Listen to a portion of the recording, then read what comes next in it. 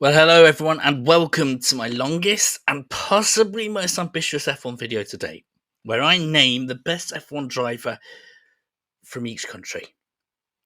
Now, this is a video we're going to give some love to some forgotten and underappreciated stars of F1. Those sorts of streets will never forget types of people. And along the way, stay tuned for countries I'd never heard of, a race that was so bonkers I had to share about and information about it, tight battles for top spot, and also an apology from myself to a country. Let's take a look together. Now, before we properly start, I think it's probably worth mentioning there's going to be times where I'm going to seemingly rush through countries and drivers. Those are almost like the enough said types of drivers. The ones where you know that who's going to be top spot. I know who's going to be top spot, and well, let's face it, enough's been said about them already. We don't need to go into any more detail as to who is top spot. So let's start off with Argentina. Now, Argentina has had 26 drivers that have competed in Formula One. This is almost enough said. And if this was recorded in the 60s, I'd be in black and white, and we definitely would be saying that this is a enough said driver. We are talking of Juan Manuel Fangio. Now, this guy won 5 world championships with 5 different teams. He was the original Schumacher, the original Hamilton, the original Vettel, the original Verstappen. He was the one that everyone looked up to, the superstar, the poster boy for what of Formula One. It's interesting I call him a poster boy because he was in his 50s, but that's another matter. Incredible driver, and his record of the most amount of world championships was only beaten by the 90s. Incredible driver, fantastic driver, and certainly one that's worth talking about. We move on to Australia next, and Oscar Piastri is certainly a brilliant driver and my pick for who's going to win the World Championship this year. He's going to have a hard time beating the guy in top spot, though. Not Mark Webber, but somebody who won 3 World Championships during the 60s, I believe it was, and all with his own team. I'm talking about Jack Brabham. Now, it's one thing to be dominant, but it's another thing to be dominant with your own team. This is a time when reliability was at its top. You had to build a car that was brilliant. Jack Brabham is certainly that example. And yes, no doubt about it, Jack Brabham, top spot for Australia. Let's move over to Europe next. We are now going to be moving over to Austria.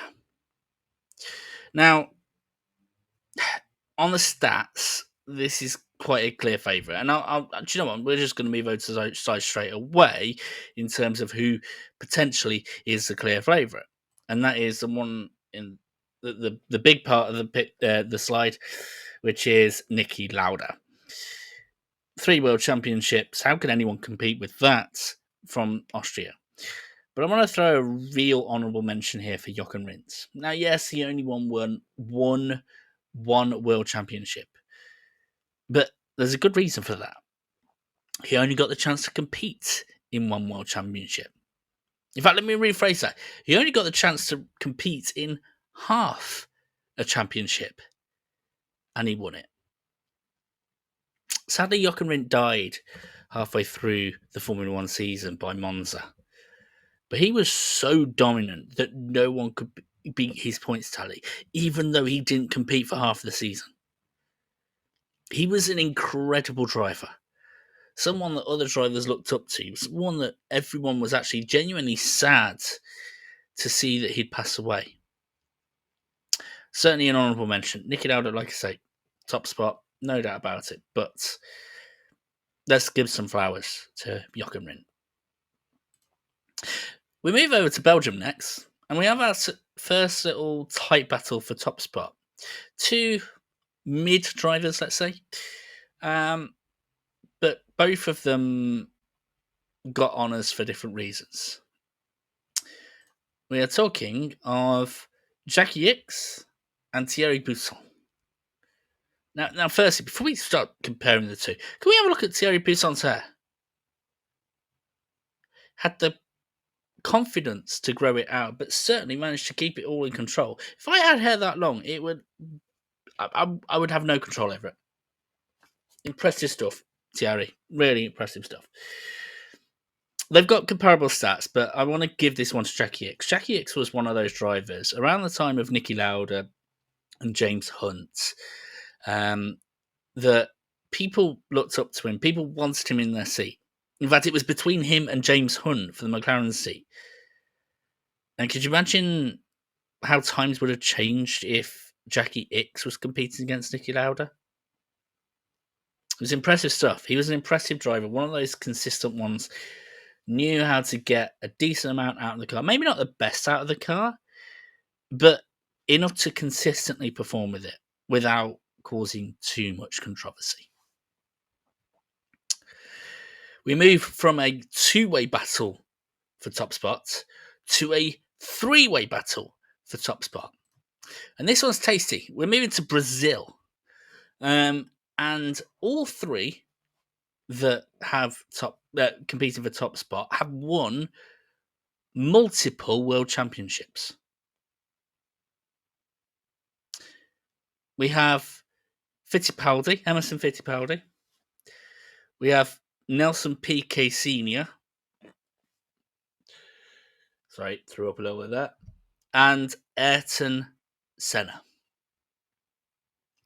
Now, for me, gladly, there is only one that beats it, and that is Ayrton Senna. Ayrton Senna was incredible and could have won many more world championships if it weren't for his untimely death in '94. Such an amazing driver. Those that raced against him just knew. They just knew. We move from one three-way battle for top spot to a family affair. We're moving to Canada. And clearly top spot belongs to Lance Stroll, doesn't it? No, sorry, let me rephrase that. Latifi. What? What are you laughing at? Fine. It's between the Villeneuves. But did you know that there weren't two Villeneuves that raced in Formula One, but three? We have, obviously, Gilles Villeneuve and Jacques Villeneuve. And we also have Jacques Villeneuve. let me clarify this. The guy in the top left is Jacques Villeneuve Sr. He was Gilles Villeneuve's brother and the world champion Jacques Villeneuve's uncle. Sadly, similar to Gilles Villeneuve, he died before he got a chance to properly race in Formula One. And didn't really get too much in terms of points or podiums. So it is between Jacques Villeneuve Jr. and Gilles Villeneuve. And I'm going to park stats to one side here because whilst on stats and on paper, Jacques Villeneuve was the better driver, he won world championship and Gilles Villeneuve didn't. I'm going to give it to Gilles. Gilles Villeneuve was one of those drivers that if you'd have seen him race, you knew how bloody good he was. He was an absolute artist in the car. Just knew how to get the very best out of the car and was let down ultimately by Ferrari reliability. Where have I heard that one before? And let down by teammate rivalry. Again, where have I heard that one before? I mean, this one was more tragic, where the teammate rivalry basically led them both to ending their careers. For Gilles Villeneuve, it was permanent. And for his teammate Didier Pironi, it was more of a scenic route to his passing, but still, it was sad to see. And I think there's like a documentary they did on it that's really worth the watch because yeah, it's sad. It is sad. But yeah, Gilles Villeneuve, top spot for Canada. Sorry, Jack. Now we move on to our first country that has only ever had one racing driver compete in Formula One. So he gets top spot. Moving to Chile. Now, Chile has that one driver. His name is Alicio Salazar. I'm going to start butchering names. No, I apologise for it. Alicio Salazar. Now, on the face of it, he did 3 years in Formula One in the 80s. Got 3 points. Didn't get any podiums. Doesn't sound that special, does it? But there's one thing we're forgetting here. We're not talking about points in today's system where 10th place gets you 1 point, 9th place gets you 2 points. So you got a 9th and a 10th. That doesn't sound special for 3 years, does it? But points were very different back then. Even from when I was watching Formula One in the 90s and early 2000s, you had to be in the top 8 to get points. So already you're talking about an 8th place and a 7th place, or 1/6 place. But it was even harder back in the 80s. Now, correct me if I'm wrong, I'm pretty sure it was a top 6, potentially even the top 5. And this was a driver that managed to get top 5 in a uncompetitive team. There's drivers I can think of today where they get points positions in uncompetitive teams, and we look up to them. We really do. Whether it be Bortoleto that we got right now, hasn't got much in terms of points, but he's in an uncompetitive car, and we look up to. We say he's a good driver as a result. So, yeah, give some flowers to Alessio Salazar. He was a competitive driver. Certainly wasn't one of those back markers. Maybe. Now we move on to China. China only has one driver. So, as you can imagine, it's a fairly simple one. It's Zhou Guanyu, or Guanyu Zhou. Now, I'm not going to talk too much about his points. I mean, he got 16 points in 3 years. But I want to ask you a question, and pop it in the comments below. Where do you see Zhou Guanyu's future? Is he going to get another chance in Formula One? Is he going to be moving to another series? Formula E, NASCAR, IndyCar, endurance racing? Where do you see Zhou Guanyu? No doubt he is a young and competitive driver and deserves a little bit more. So, yeah, where do you see his future? Be curious to know. And now we move on to one of the first countries that I'm really looking forward to talking about. There's 3 drivers that have competed in this country for this country, but only one of them gets top spot. We are talking, of course, about Colombia, and there's only one driver that gets number 1 and is better than all the other ones, and gets number 1 spot. How on earth did that journalist do it? How on earth did the journalist do it for so long? If you don't know the clip I'm talking about, it's a clip between a journalist and Juan Pablo Montoya, who gets the top spot, that managed to say 1 so many times in his question. It was hilarious and embarrassing in equal measure, and I don't think Juan Pablo Montoya enjoyed it. Now, on the face of it, this is one of those ones where you could look at the stats and go, what's the big deal about? Why was this driver supposedly so good? He raced for 6 years. He got 7 wins. He got 30 podiums. He got 13 pole positions. I mean, they're good. They're good stats. But we're not exactly talking trailblazing. But you're sort of right. But this was a driver, and there's a few of them that are in this situation, that drove in the early 2000s. That time when a certain red team was dominating for 7 or 8 years. And he was driving, I know the HP sign is on his chest, so it looks like he might have been driving for Ferrari, but he was driving for BMW Williams, who were good. Don't get me wrong, they were a good team, but not dominant. I suppose the best way to compare this is, you remember when Verstappen a couple of years ago dominated the season?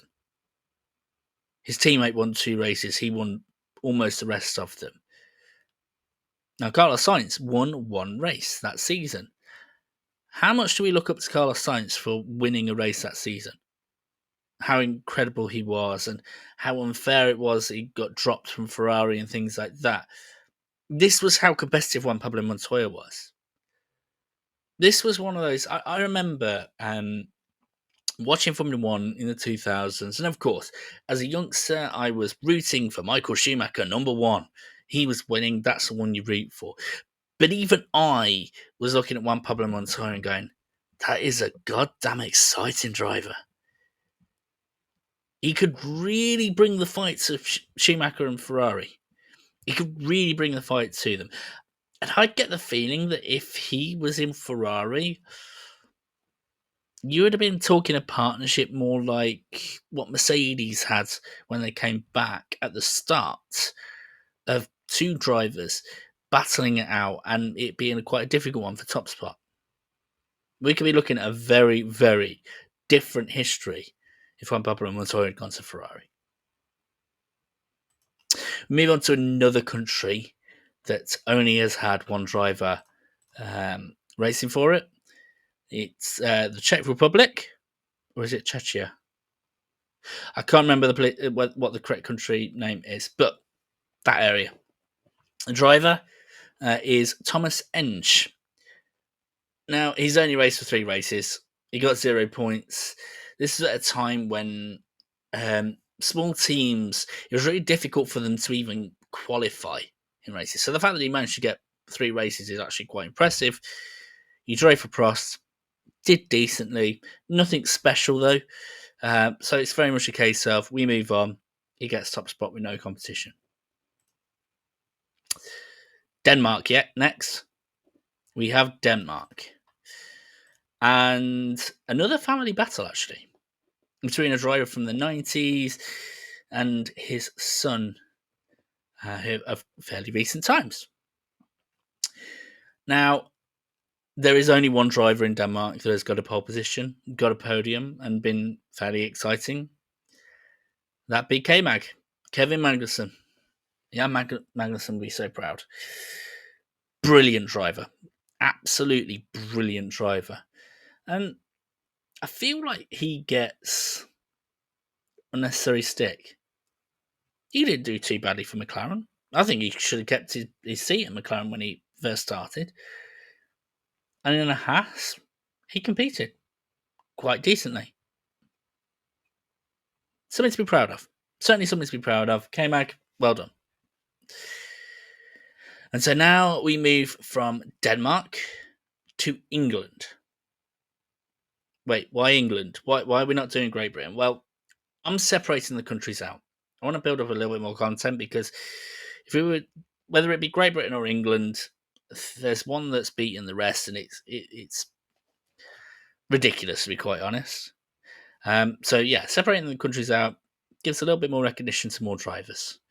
But you already know who the top English driver is. I know who the top English driver is. It's Lewis Hamilton, one of the best of all time. Not going to go into too much detail as to how good he is. We all know. So we move on. We move on to actually a real big battle. Finland. Now, honourable mention goes to Keke Rosberg, who won a world championship, and it certainly is 3rd spot in terms of the Finnish drivers. Yeah, I said Keke Rosberg. Even though Nico Rosberg is German, Keke is confusing. It's really confusing. But we have 2 other drivers here, and I think it's fair to say it's okay that these 2 are competing for top spot, which is Mika Hakkinen and Kimi Räikkönen. Now, this one's actually quite difficult to do. One competed in the late 90s and early 2000s. One competed in the late 2000s, all around that time of the Ferrari dominance.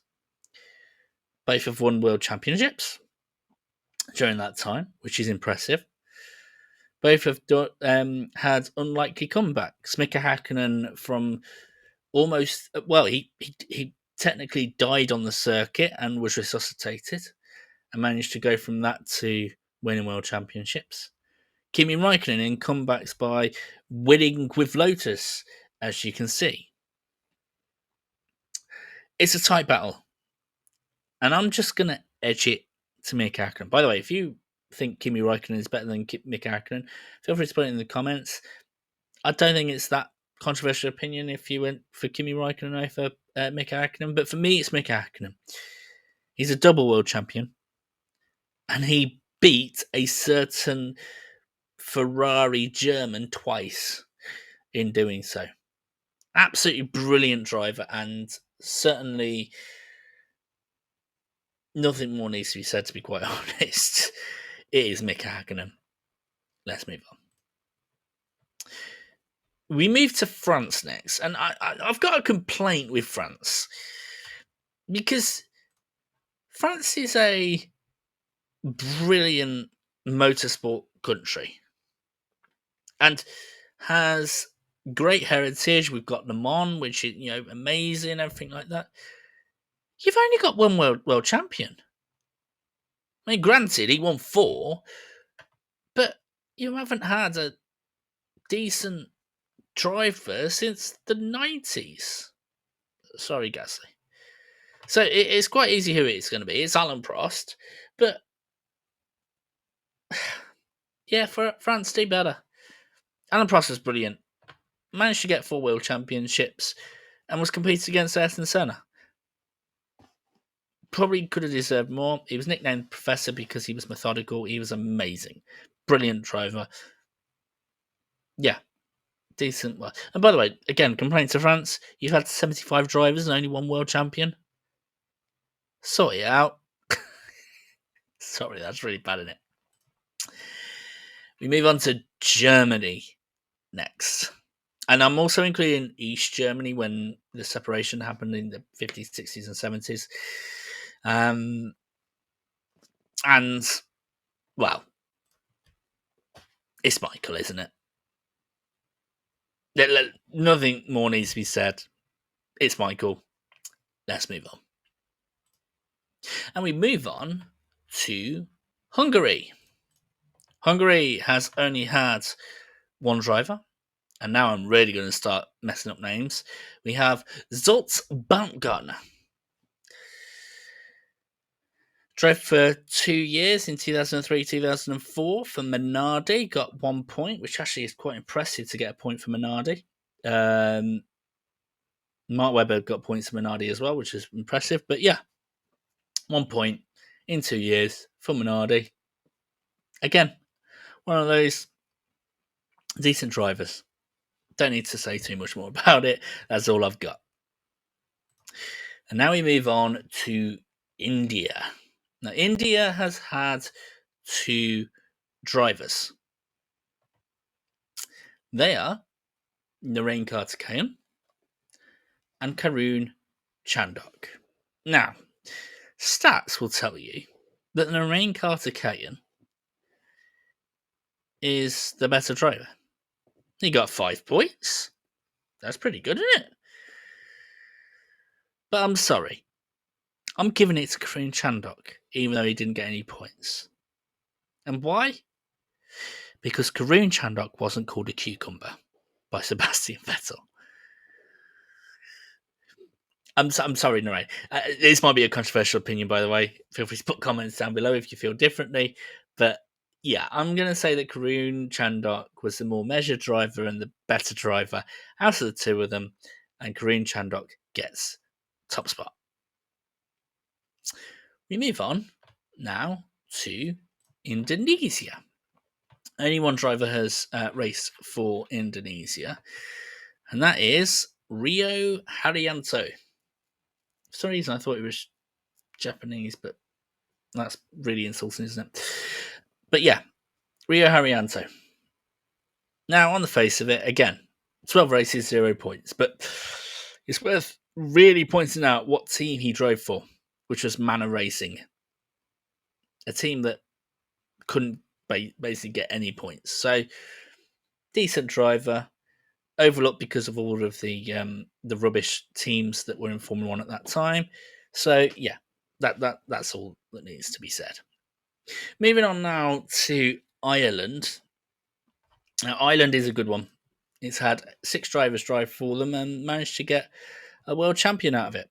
The world champion is quite clearly the winner out of it, and that is Derek Daly. Now, I think he got a world championship. I might be wrong, but he's certainly the best of the bunch. Race from 78 to 82, 64 races, got 15 points. By the way, that sponsor that's on the right of his jacket, sort of looks like a 3-leaf clover. It's almost the perfect sponsor for an Irish driver. Anyway, I'm getting distracted. Yep, Derek Daly was the top driver for Ireland. We move on to Italy next. And again, you know that complaint I made against France? It's a similar complaint with Italy. Because, yes, they've had 2 world champions. They've had 100 drivers enter, by the way. Pressure on Kimi Antonelli here. But those 2 world champions were back in the 50s and 60s. What's going on, Italy? Come on, give us a world champion. We're talking about Nino Farina, Alberto Ascari. Now, a little bit of history. Alberto Ascari won the very first Formula One World Championship. Certainly get some love there. Nino Farina was a brilliant driver as well. Competed at the top from the very start. Now, I'm going to give it to Ascari because he won 2 World Championships, whereas Farina won 1. But yeah, Ascari wins it with 2 World Championships. One of the only drivers, both of them actually beat One Man Run Fangio, which is impressive, but yeah. And now we move on to Japan. We have again another 3-way battle, another tight 3-way battle for the lead. On the stats wise, all of them are actually fairly similar. They've got 1 podium each. They obviously, so because of that, got podiums. These are the only 3 out of the 21 that competed for Japan that got podiums. So we have Aguri Suzuki. So I'm guessing he was the creator behind Super Aguri. We have Takuma Sato and Kamui Kobayashi. Now, on the stats alone, it would show you that Kamui Kobayashi took less races to get that podium. And I'm sort of going to go along with that and say Kamui Kobayashi is number 1. Reason being, I remember him racing. It was bordering on kamikaze, but he knew how to defend really well. He knew how to dive down the inside really well. And especially like Takuma Sato got his podium for Honda when they started doing decently. Kamui Kobayashi got it for Sauber. And was almost like the Sergio Perez of his time. Put cars in places that they shouldn't really be. So yeah, Kamui Kobayashi, number 1 for Japan. Now we move on to a country which you'd probably be surprised even has a racing driver that has competed in Liechtenstein. I always get that country wrong. Don't know why. Anyways, one driver that's done it, and not the best, if I was to say. His name's Ricky von Oppel. Again, by the way, I don't know about his looks. He kind of looks like a cool guy and a dork at the same time. Can't explain that. Anyway, he competed for 2 years, got 0 points. Nothing that special. So let's move on to Malaysia, which has also only had one driver. This particular driver is Alex Young. Competed actually quite well outside of Formula One. Race for 2 years, got 0 points. And again, I think he was in a bad team. I think it might have been Spiker, I think it was. It wasn't competitive. It was hard to get points, and so he didn't get points. Nothing special. We move on to Mexico. Now, this one, stats-wise, shouldn't be that big of a battle. There's only one that has got as many. One's got 2 wins, one's got 6 wins, and it's between Pedro Rodriguez and Sergio Perez. Sorry about that scene change, by the way. So Sergio Perez has got more wins, got more podiums, but he's got 3 times more wins than Pedro Rodriguez, but has raced 5 times as many races. It's actually quite a difficult one between the two, though, because Pedro Rodriguez also got wins in a top team. He got it for Ferrari. So it's actually quite a difficult one. And this is the first one that I'm struggling to call. I'm going to give it to Sergio Perez, but it is so tight. I love your thoughts. Who was better, Sergio Perez or Pedro Rodriguez from the 60s and 70s? It's a challenging one, but I'm just going to give it to Sergio Perez. Right, let's move on to Monaco. And you're probably thinking, well, there's only one driver for Monaco. There's only ever been one driver for Monaco, so it's going to be Charles Leclerc. And you're half right. It's certainly going to be Charles Leclerc that's got the top one.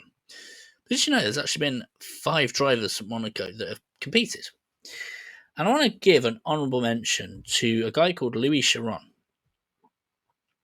Now, he raced during the 50s. You know that time when I mentioned that there was Nino Farina, there was Juan Manuel Fangio, there was Alberto Ascari, they were dominating Ferrari. It was almost impossible to even get a top 5, let alone a podium, all that sort of jazz. Alex Young competed during that time, and he got a podium. I think that's pretty good going, I have to say.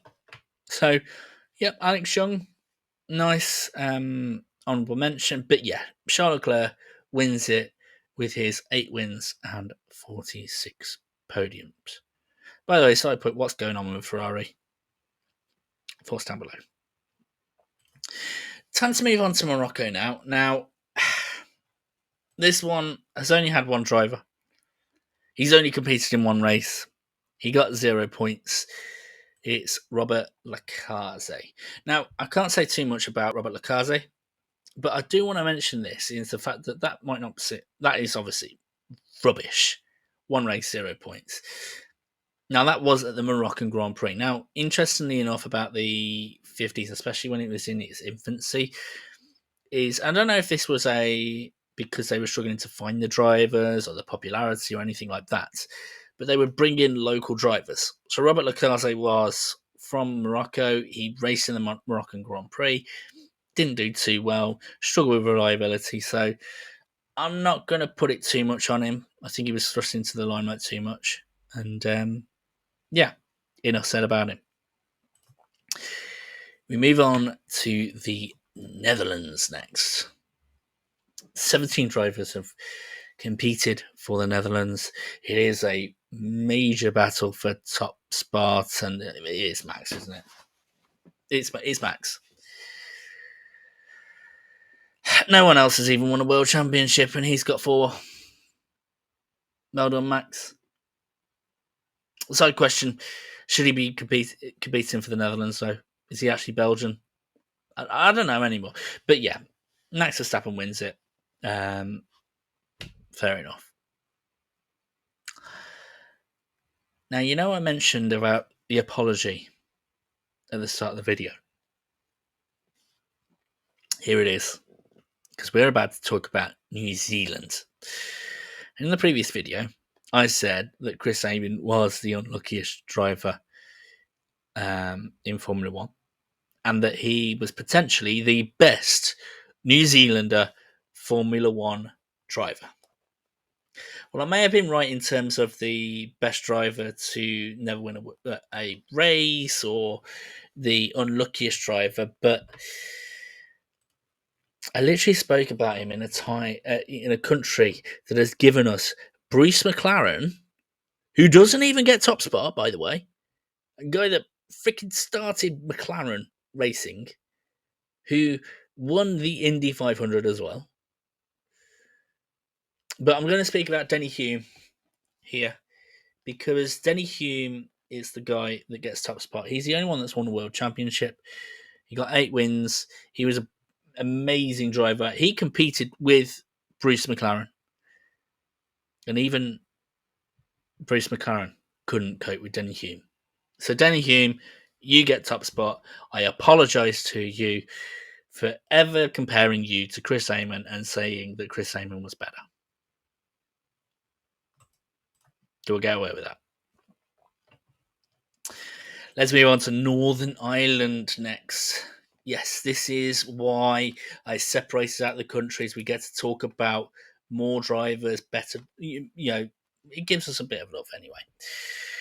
And top spot will go to a guy called John Watson.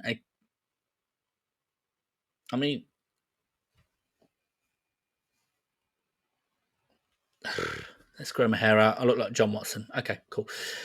John Watson is the one that is top, but I want to talk about Eddie Irvine. Honorable mention. Again, another driver that competed during the Ferrari years, during all that sort of time, and got wins, got podiums, performed okay. Probably could have done better if he hadn't have gone to Jaguar, but I think that was kind of outside of his hands. But yeah, Eddie Irvine did all right. But yeah, John Watson, best Northern Irish Formula One driver. And now we move on to Poland.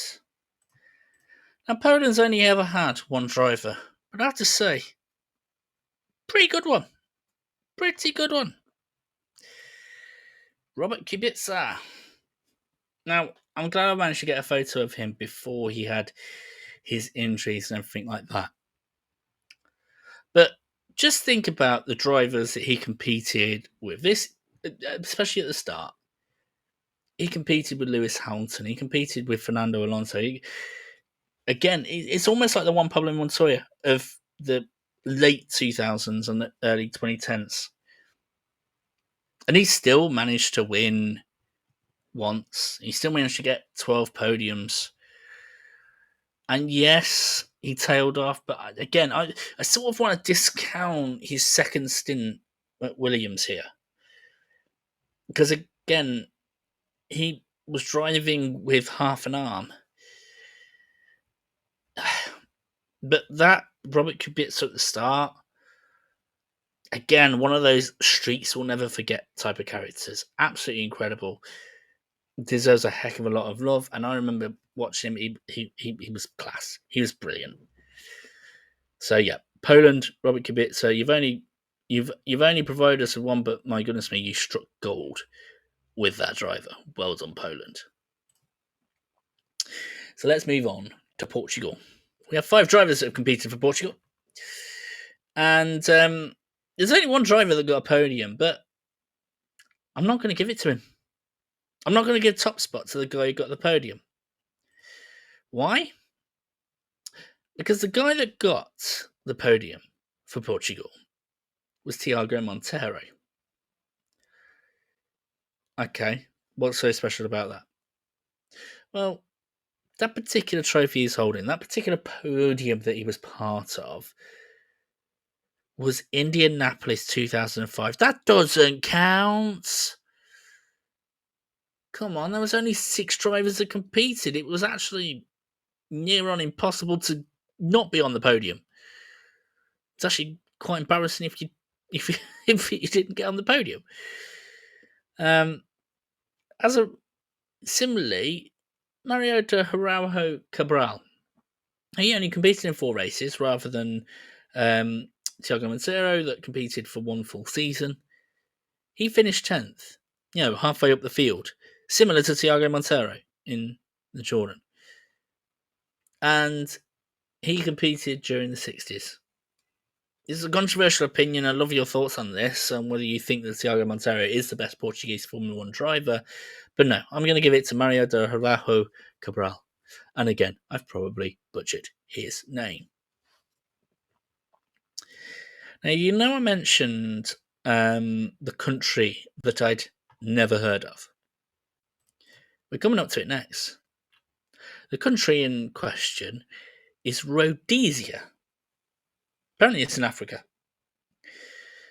There's 6 drivers that competed for this country that I'd never heard of. And one driver did all right, got a podium out of it, and that is a guy called John Love. By the way, bloody good mutton chops. These hairstyles, man, for these Formula 1 drivers, really, really good. So yeah, race for 10 years, but only raced for 9 races, so I think it was like 1 race a season, and managed to get a podium out of it. Pretty good going. Well done, John Love. You get a top spot for Rhodesia. And now we move on to Russia, and I know that Russia right now is in a lot of trouble, but I don't want this to detract from the Russian drivers from the past that performed well just because of what's going on the worldwide scene, especially for this one. Again, we go back to a sort of streets we'll never forget type of driver. Talk about Vitaly Petrov. Now, Vitaly Petrov competed for 3 years. Between 2010 and 2012, he got 1 podium. He got 1 fastest lap. He was a brilliant driver, and he was a brilliant driver for one very good reason. You know that first World Championship that Sebastian Vettel got? The guys that were in prime position to get that World Championship were Mark Webber and Fernando Alonso. But they couldn't. Why? Because they were held up by this freaking guy. This guy knew how to defend, and he was racing for Renault that weren't the top, and yet he knew how to drive the car. Now, you could put it down to Abu Dhabi Grand Prix being a terrible circuit to overtake, but let's put some respect on Vitaly Petrov's name. He was a brilliant driver for Russia and performed well. So, Vitaly Petrov, you go number 1. Well done. Now we move on to Scotland. And we have another tight battle for top spot. Another tight battle between 2 absolute titans of Formula 1. We have Jim Clark and we have Jackie Stewart. I know, a guy wearing a tartan hat competes for Scotland. Who knew? Now, on the stats, again, they're actually quite similar. Both of them won 2 World Championships, I believe. Or did Jackie Stewart win 3? Jim Clark won 2, definitely, right? And here's the thing. It's a tight battle, and no shame on Jackie Stewart. He was amazing. But I'm going to give it to Jim Clark. Jim Clark was a phenomenon. If it weren't for the fact that he died so young and so suddenly, we'd be looking at way more World Championships for him. I have no doubt about it. And there's a reason why I have no doubt about it. In 1 year, he won 4 motorsport championships, including the Formula 1 World Championship. Not many can do that. And he had this wave where he could run fast and look after the car. He was incredible. He was the Lotus team golden child, for want of a better word. He was amazing. He was incredible. If you don't believe me, literally just Google Jim Clark and just see the type of person he was. There was a couple of documentaries on him. Absolutely amazing. Jackie Stewart, by the way, also just as amazing, but just wins it, Jim Clark, by a nose, let's say. Because he was that good.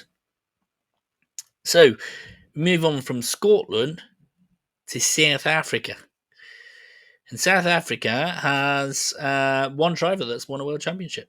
So it's going to be fairly easy as to who the top guy is, which is the guy in the middle, Jody Scheckter. Again, bloody good hair. He got 112 races. He got 10 wins. He got 33 podiums. He got that world championship. I want to give an honourable mention, though, to Tony Maggs. So Tony Maggs only raced 25 races. Got 3 podiums. Pretty good going. Decent going. But yeah, Jody Scheckter, top driver for South Africa. We move on to Spain next. 15 drivers competing for Spain. And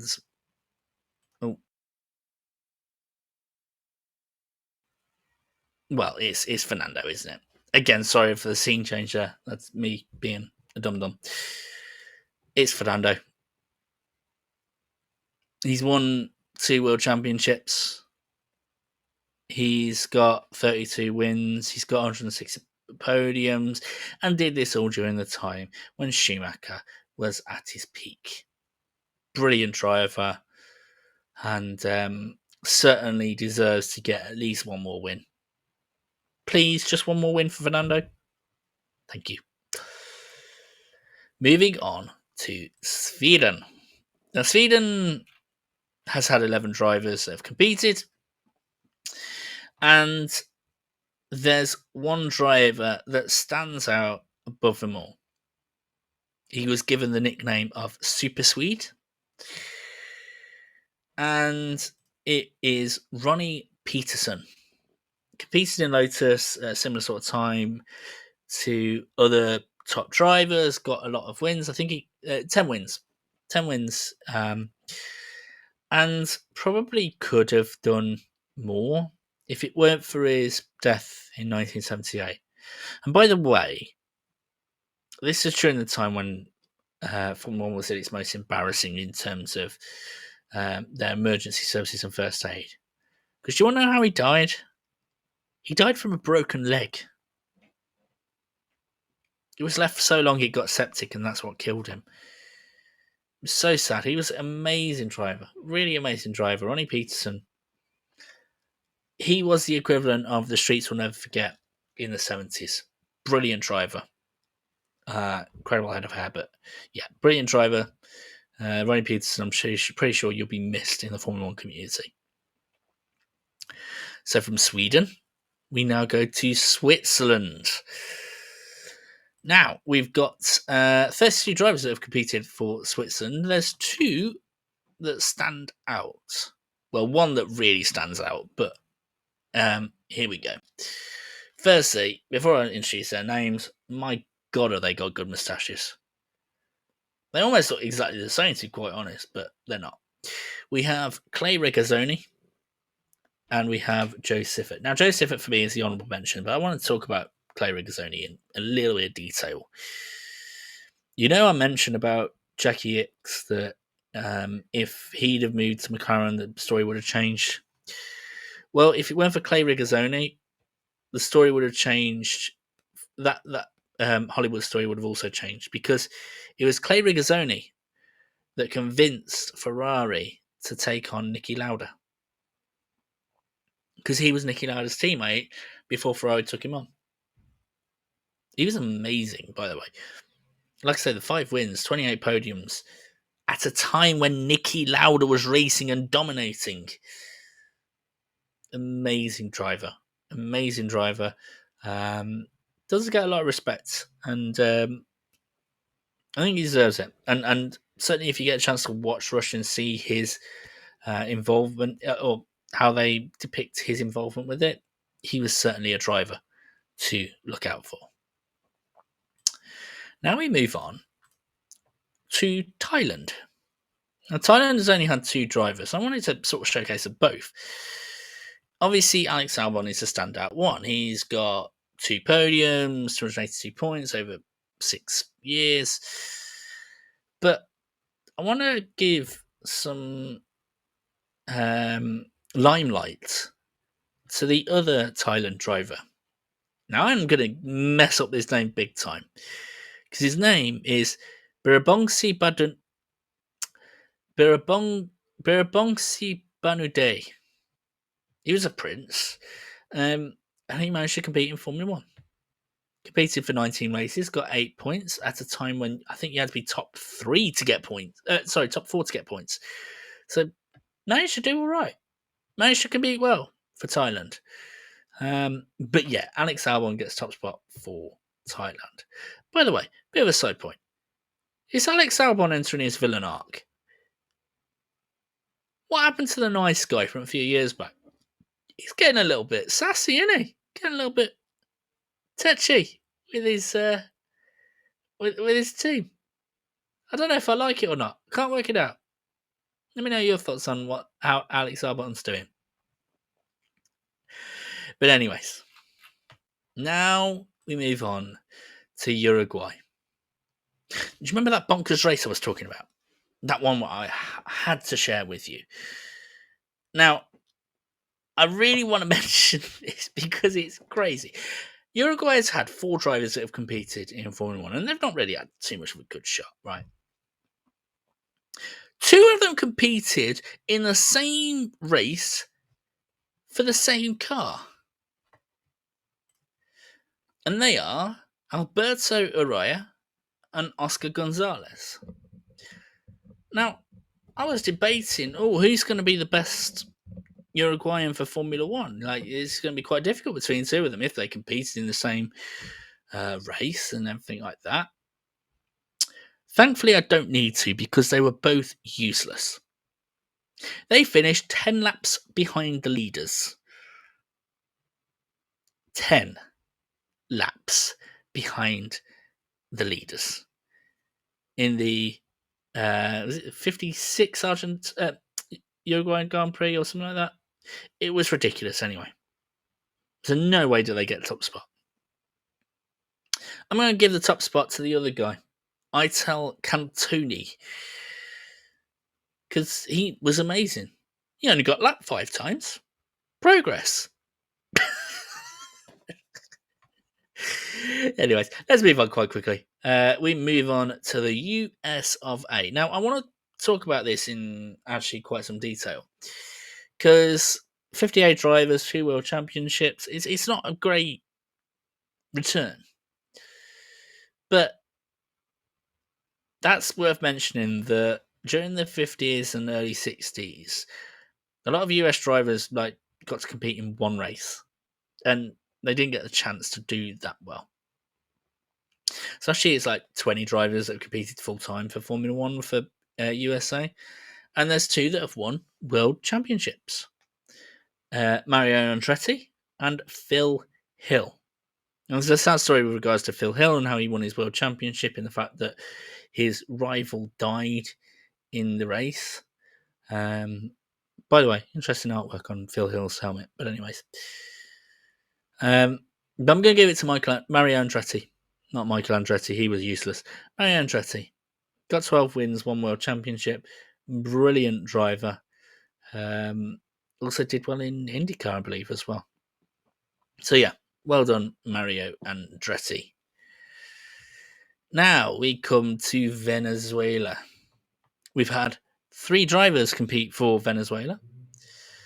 Only one of them has won a race, so quite clearly it's Pastor Maldonado that wins it. And he was a quick guy. He was amazingly quick. He was just a nutter. He was just crazy. Fast and crushy is the best way of describing it. Not afraid of an instant, but yeah, won the Spanish Grand Prix. Beat Fernando Alonso to the Spanish Grand Prix as well. I mean, you look at that podium where Pastor Maldonado won in a podium of him, Fernando Alonso, and Kimi Raikkonen. He was a quick guy. Just wish he wasn't so crazy. But anyways, now we finish with Wales, the last one that we have. Now, there's one driver, he got 2 podiums, 1 pole position. It's Tom Price. He is the top Welsh Formula 1 driver. But this is sort of ending on a sad note because, I mean, he was a brilliant driver, but it was the way that he died that was so sad. Because he was blindsided. Someone had stopped on the edge of the road. A fire marshal was enthusiastically running across to put the fire out. Tom Price didn't see him, ran him over, which killed the fire marshal. But in flinging the fire marshal, their fire extinguisher hit Tom Price's head and killed him. It was sad because he was a very good driver from the 70s, 42 races, but getting 2 podiums in not the best machinery, and taken away from us way too soon. So those are my thoughts on the top driver from each nationality. Are there any that stand out as big errors, or any special memories that you have of these drivers? Please let me know in the comments below. And if you do enjoy this, please give it a like and subscribe, because this took a lot of getting the understanding of and everything like that. And I really want to see your thoughts on it. And if it's the type of content you want to do, or if there's any other content you want me to do, please let me know in the comments down below, because I'd be very interested to see what you think. But until next time, guys, take care of yourselves and enjoy the Canadian Grand Prix that's happening this weekend. And I'll see you later. Take care.